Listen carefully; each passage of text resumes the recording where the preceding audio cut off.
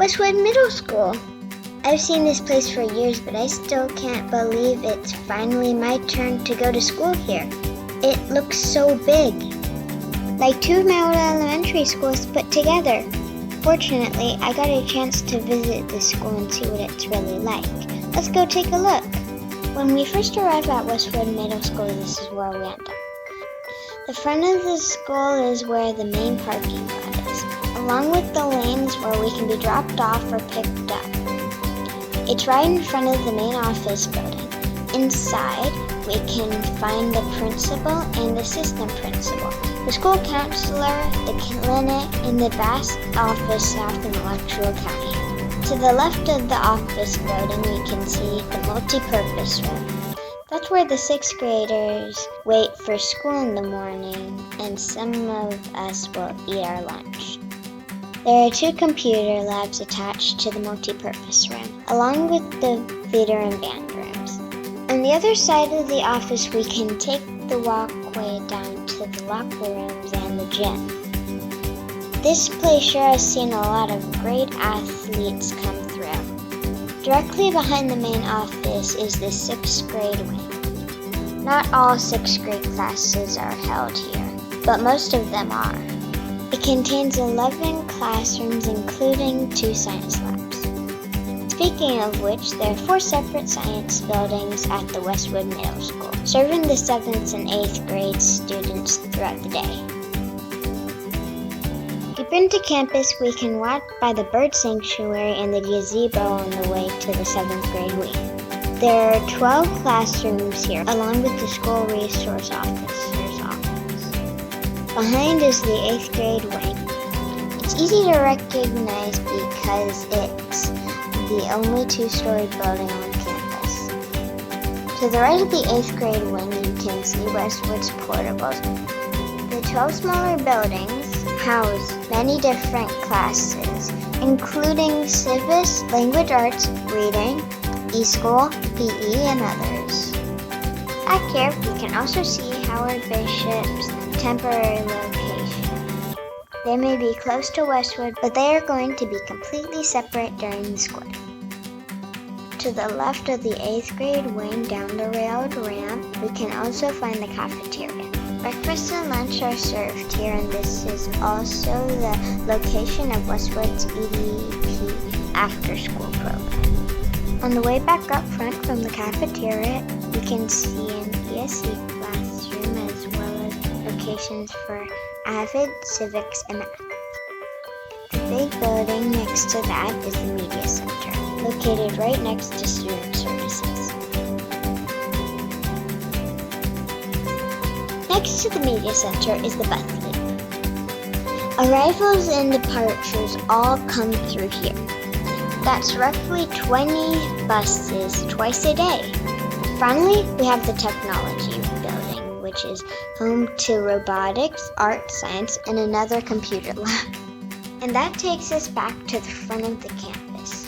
Which reminds me, we should probably take a look at how things work when we first arrive at Westwood.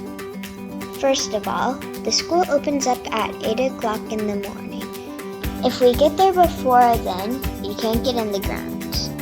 Once the gates open, we're supposed to get into the multi-purpose room and wait, regardless of what grade we're in. Once we get to 8:30, the 7th and 8th graders are supposed to walk down to the cafeteria.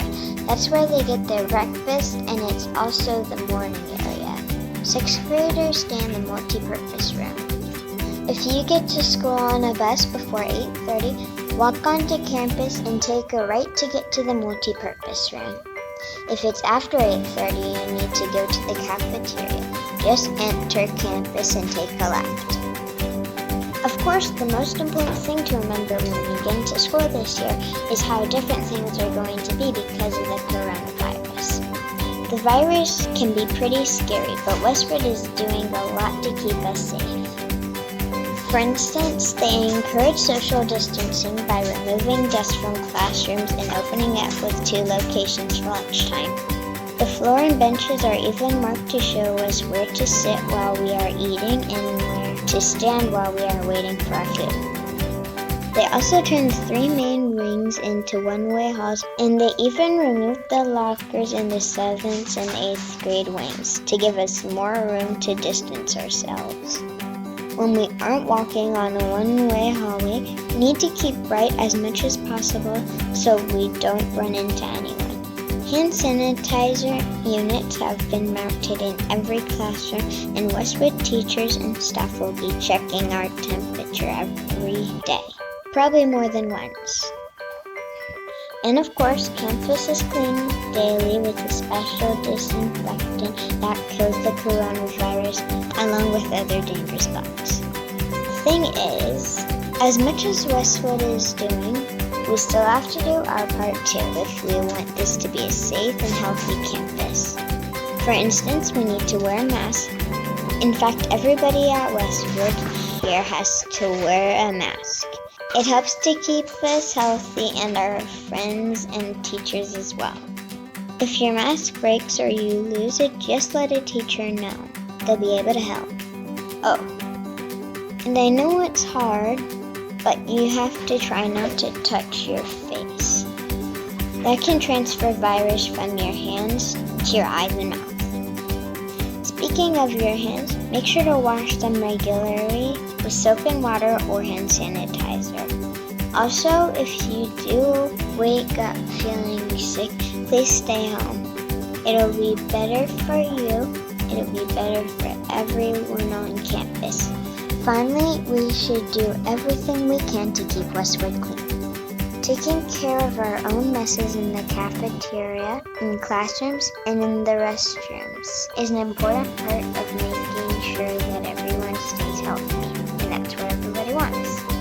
Principal Bernie, Assistant Principal Guido and Hardy, and the faculty and staff at Westwood wants us to be safe and healthy while we learn.